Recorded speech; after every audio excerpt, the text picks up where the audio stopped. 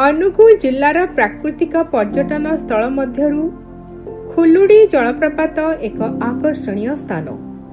ମାଳୟଗିରି ପାହାଡ଼ ଶ୍ରେଣୀର ସବୁଜ ପରିବେଶ ମଧ୍ୟରେ ଥିବା ଏହି ଜଳପ୍ରପାତଟି ପ୍ରକୃତି ପ୍ରେମୀ ଓ ପିକନିକ୍ ପ୍ରେମୀଙ୍କ ପାଇଁ ଏକ ମନୋରମ ଗନ୍ତବ୍ୟ। ପାହାଡ଼ ଉପରୁ ଝରି ଆସୁଥିବା ଜଳଧାରା, ଚାରି ପାଖର ସବୁଜ ବନାନୀ ଏବଂ ଥଣ୍ଡା ପ୍ରାକୃତିକ ପରିବେଶ ଏଠାକୁ ଏକ ଶାନ୍ତିମୟ ପରିବେଶରେ ପରିଣତ କରେ। ବର୍ଷା ଋତୁ ପରେ ଜଳପ୍ରପାତର ରୂପ ଆହୁରି ଆକର୍ଷଣୀୟ ହୋଇଯାଇଥାଏ। ପାହାଡ଼ ଦେଇ ତଳକୁ ଆସୁଥିବା ଜଳଧାରାର ଶବ୍ଦ ଓ ପକ୍ଷୀଙ୍କ କିଚିର ମିଚିର ଶବ୍ଦ ମିଶି ଏଠାରେ ସୃଷ୍ଟି କରିଥାନ୍ତି ପ୍ରକୃତିର ଏକ ସୁନ୍ଦର ସଙ୍ଗୀତ।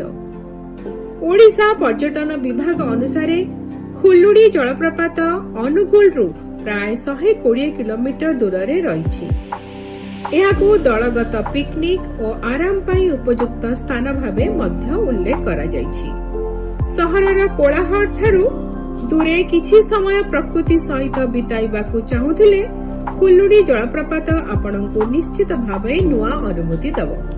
କିନ୍ତୁ ପାହାଡ଼ିଆ ଅଞ୍ଚଳରେ ଯାତ୍ରା ସମୟରେ ସ୍ଥାନୀୟ ନିରାପତ୍ତା ନିୟମ ଓ ପାଣିପାଗ ପ୍ରତି ନିଶ୍ଚିତ ଭାବେ ଧ୍ୟାନ ଦେବା ଆବଶ୍ୟକ।